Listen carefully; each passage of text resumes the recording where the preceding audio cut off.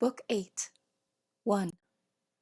For repressing vainglory, it serves to remember that it is no longer in your power to make your whole life, even from your youth onwards, a life worthy of a philosopher.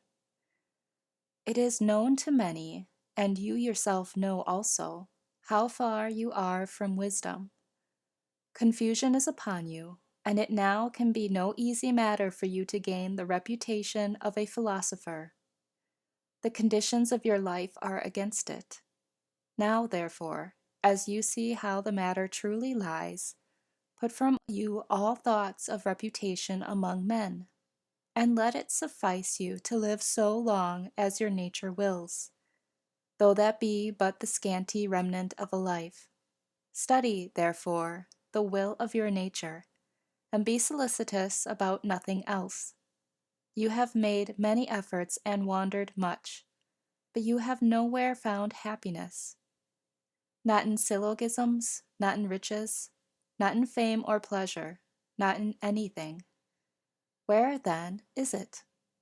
In acting that part which human nature requires. How can you act that part? By holding principles as the source of your desires and actions.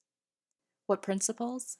The principles of good and evil, that nothing is good for a man which does not make him just, temperate, courageous, and free, and that nothing can be evil which tends not to make him the contrary of all these. 2. Upon every action ask yourself, what is the effect of this for me? Shall I never repent of it? I shall presently be dead, and all these things gone. What more should I desire if my present action is becoming to an intelligent and a social being, subject to the same law with God's? 3. Alexander, Caesar, Pompey. What were they compared to Diognesus, Heraclitus, Socrates? These knew the nature of things, their causes and their matter, and the minds within them were at one. As to the former, how many things they schemed for, and to how many were they enslaved? 4. Men will go their ways none the less, though you burst in protest. 5. Before all things, be not perturbed. Everything comes to pass as directed by universal nature, and in a little time you will be departed and gone, like Hadrianus and Augustus. Then scan closely the nature of what has befallen, remembering that it is your duty to be a good man. Do unflinchingly whatever man's nature requires, and speak as seems most just, yet in kindliness, modesty, and sincerity. 6. It is nature's work to transfer what is now here into another place, to change things, to carry them hence, and set them elsewhere. All is change, yet is there no need to fear innovation? For all obey the laws of custom, and in equal measure all things are apportioned. 7. For every nature it is sufficient that it goes on its way and prospers. The rational nature prospers while it assents to no false or uncertain opinion, while it directs its impulses to unselfish ends alone, while it aims its desires and aversions only at the things within its power, and while it welcomes with contentment all that universal nature ordains. The nature of each of us is part of universal nature. As the leaf is part of the tree, the leaf, indeed, is part of an insensible and unreasoning system which can be obstructed in its workings. But human nature is part of that universal system which cannot be impeded, and which is intelligent and just. Hence is meted out, suitably to all, our proper portions of time, of matter, of active principle, of powers, and of events. Yet look not to find that each several thing corresponds exactly with any other. Consider rather the whole nature and circumstances of the one, and compare them with the whole of the other. 8. You lack leisure for reading, but leisure to repress all insolence you do not lack. You have leisure to keep yourself superior to pleasure and pain and vainglory, to restrain all anger against the ungrateful, nay, even to lavish loving care upon them. 9. Let no man any more hear you railing on the life of the court, nay, revile it not to your own hearing. 10. Repentance is a self-reproving because we have neglected something useful. Whatever is good must be useful in some sort, and worthy of the care of a good and honorable man. Now, such a man could never repent of neglecting some opportunity of pleasure. Pleasure, then, is neither useful nor good. 11.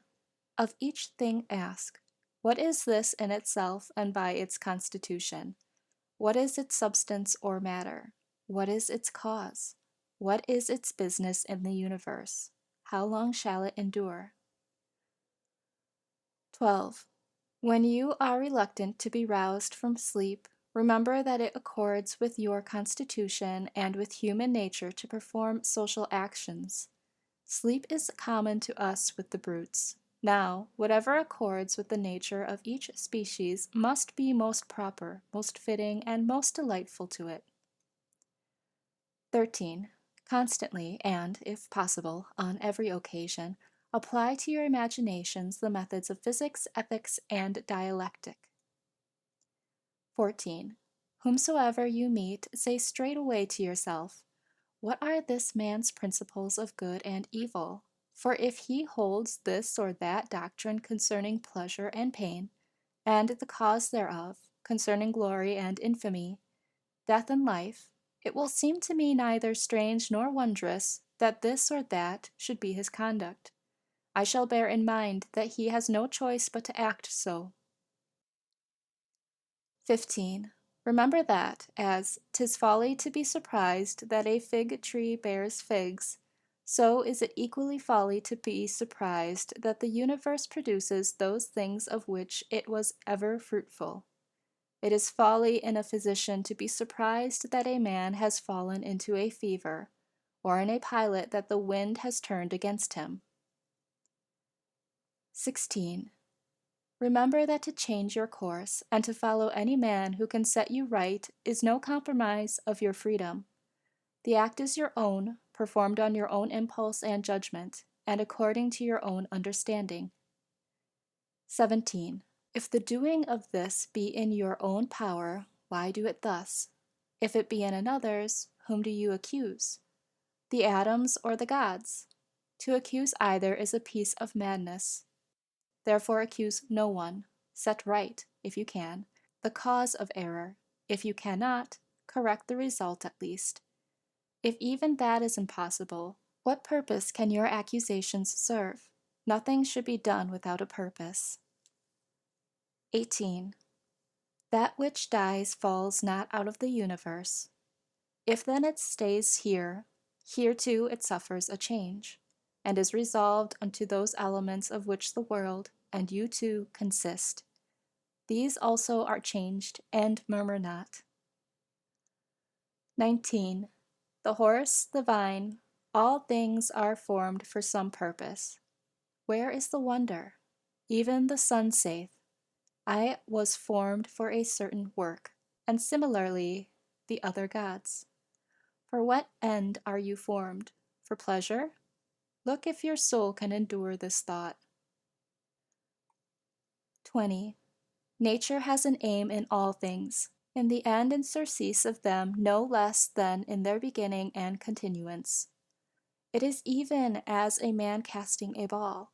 Where, then, is the good for the ball in its rising? Where the harm in dropping? Where even is the harm when it has fallen down? Where is the bubble's good while it holds together? Where is the evil when it is broken? So it is with the lamp which now burns and anon goes out. 21. Turn out the inner side of this body and view it as it is. What shall it become when it grows old, or sickly, or decayed? The praiser and the praised, the rememberer and the remembered are of short continuance, and that in a mere corner of this narrow region, where, narrow though it be, men cannot live in concord, no, not even with themselves. And yet the whole world is but a point. 22. Attend well to what is before you, whether it be a principle in act or a word. This your suffering is well merited, for you would rather become good tomorrow than be good today. 23. Am I doing aught? Let me do it in a spirit of service to mankind. Does aught befall me? I accept it and refer it to the gods, the universal source from which come all things in the chain of consequence. 24. The accompaniments of bathing, oil, sweat, filth, foul water, how nauseous are they all! Even so is every part of life and everything that meets us. 25. Lucilla buried Verus, and soon followed him to the grave. Secunda saw the death of Maximus, and soon herself died. Epitincanus buried Diotimus, and then Epitincanus was buried. Antoninus mourned Faustina, and thereafter Antoninus was mourned. Caelor buried Hadrian, and then Caelor was buried.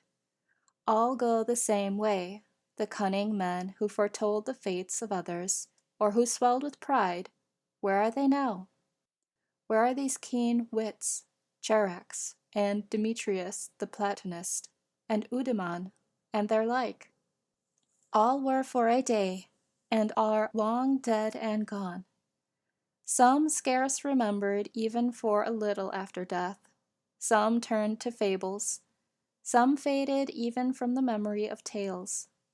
Wherefore remember this: either the poor mixture which is you must be dispersed, or the faint breath of life must be quenched, or removed and brought into another place. 26.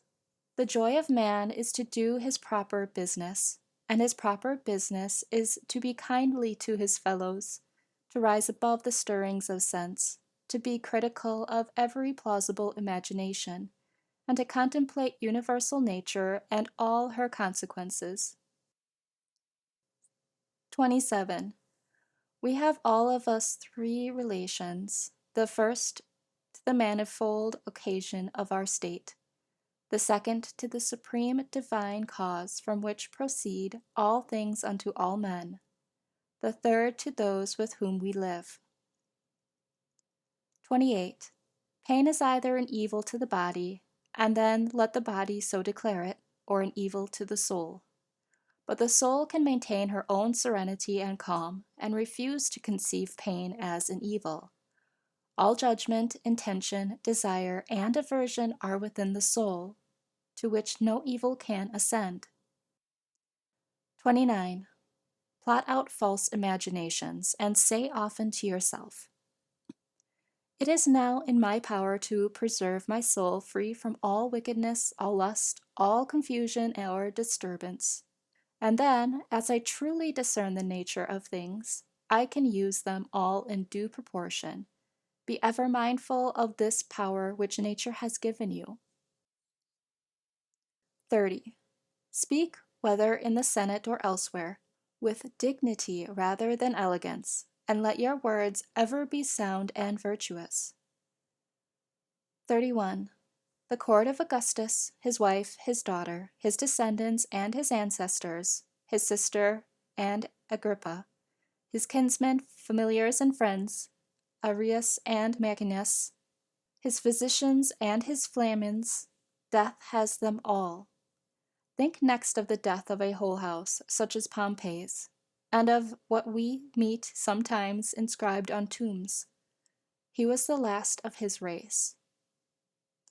Last of all, consider the solitude of the ancestors of such men to leave a succession of their own posterity.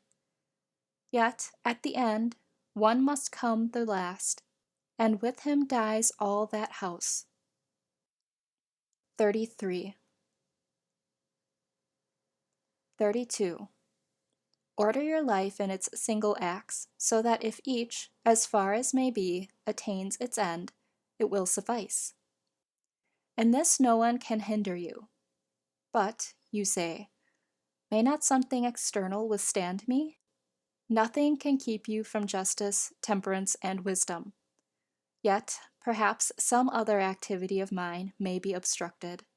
True, by yielding to this impediment, and by turning with calmness to that which is in your power, you may happen on another course of action equally suited to the ordered life of which we are speaking. 33. Receive the gifts of fortune without pride, and part with them without reluctance. 34. You have seen a hand, a foot, or a head, cut off from the rest of the body, and lying dead at a distance from it.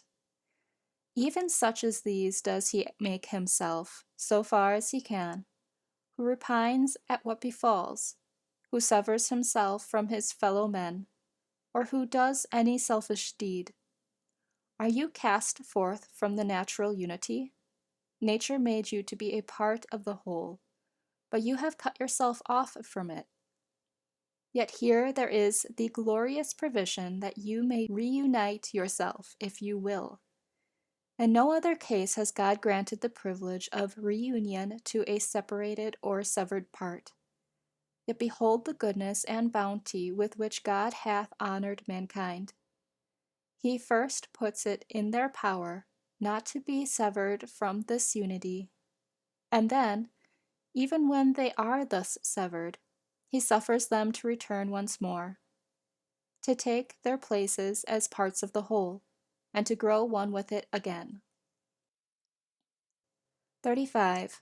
Universal nature, as she has imparted to each rational being almost all its faculties and powers, has given to us this one in particular among them.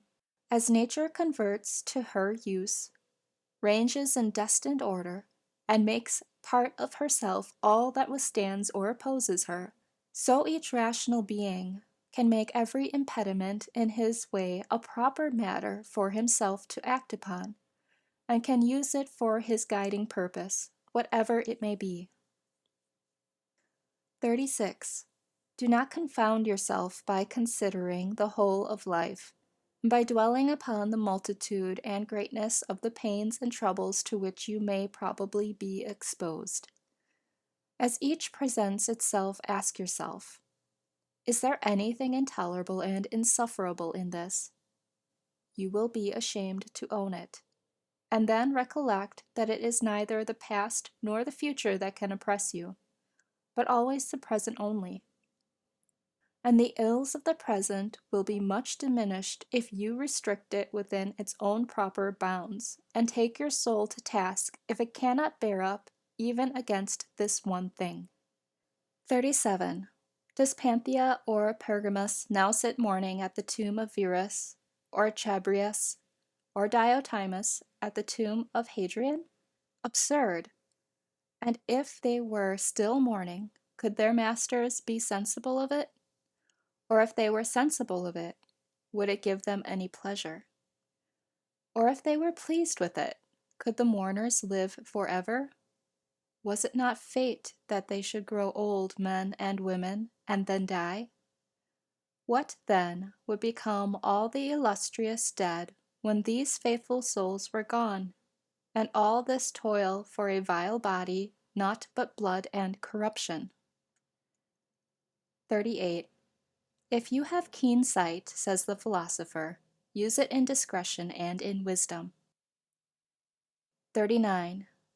In the constitution of the rational being, I discern no virtue made to restrain justice, but I see continence made to restrain sensual pleasure. 40.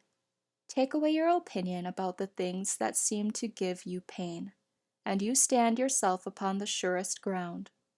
What is that self? It is reason. I am not reason, you say. So be it.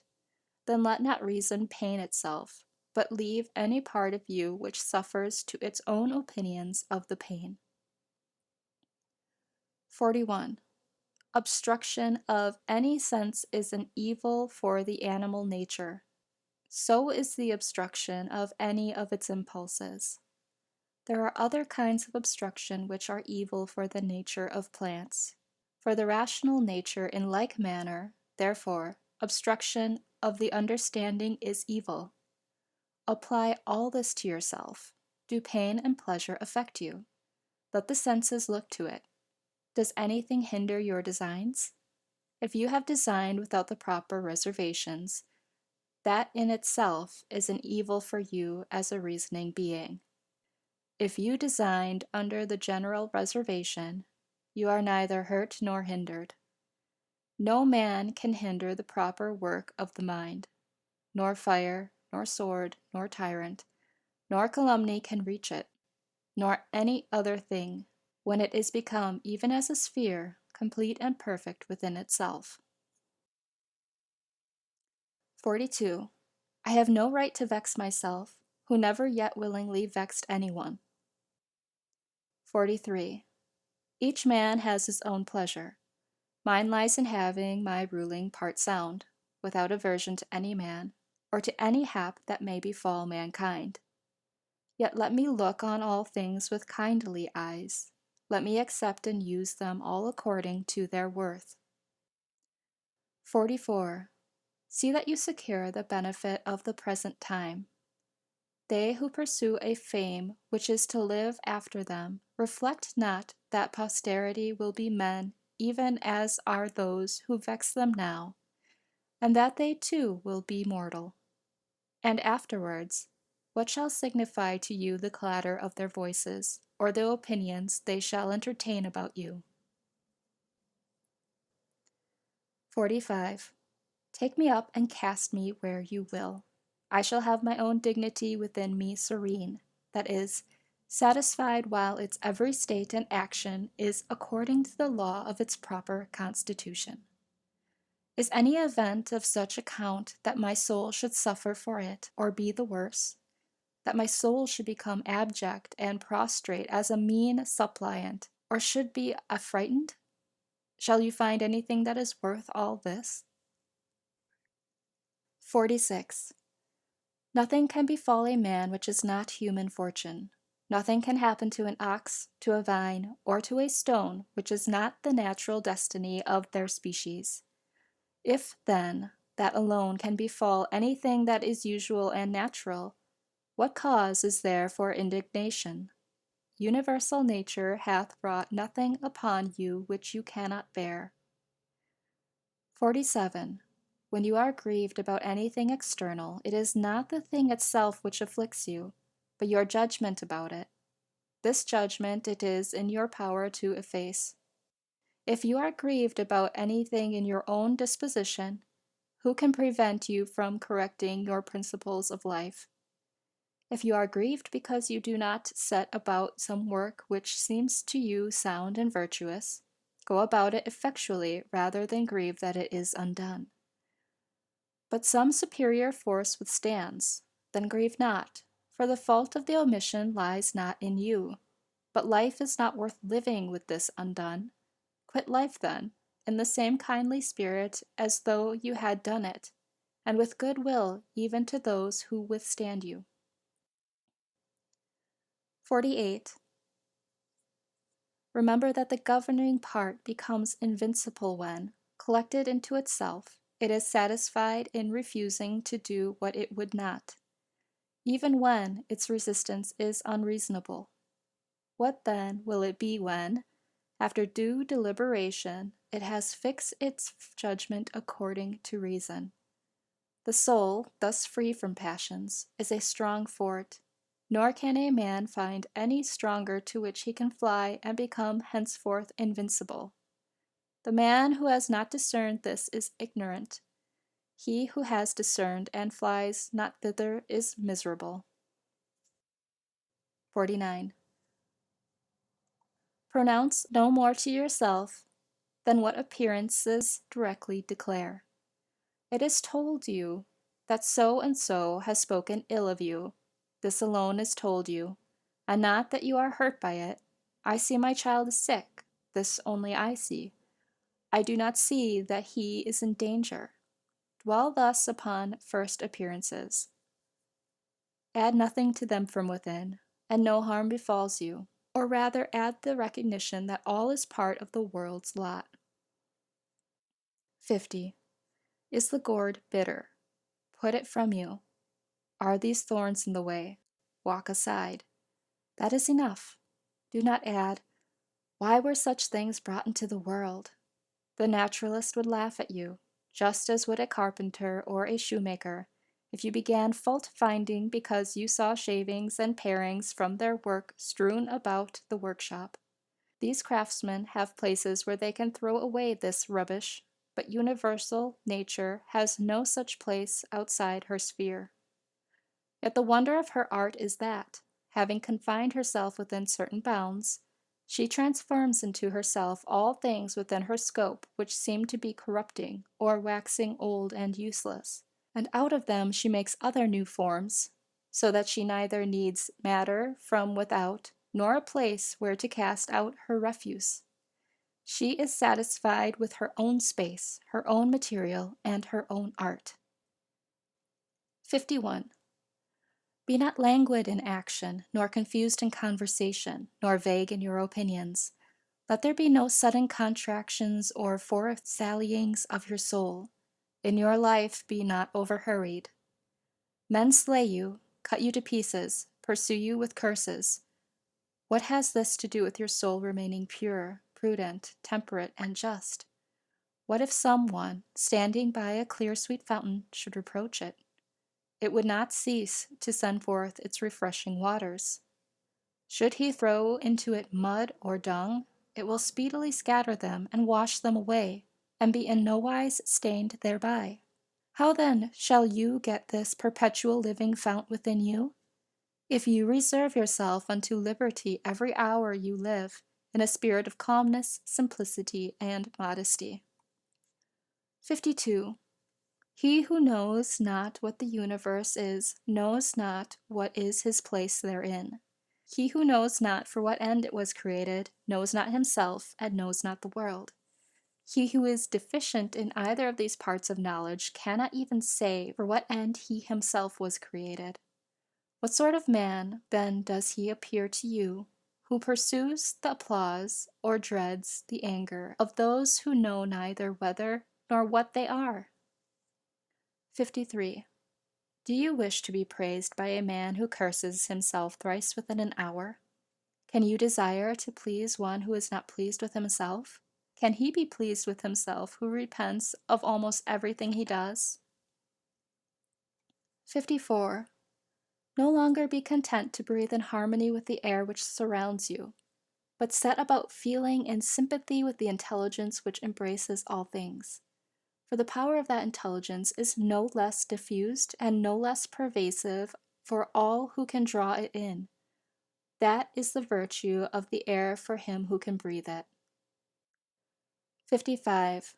There is no universal wickedness to hurt the world, and the particular wickedness of any individual hurts not another. It hurts himself alone, and even he has this gracious privilege that, as soon as he desires it, he may be free from it altogether.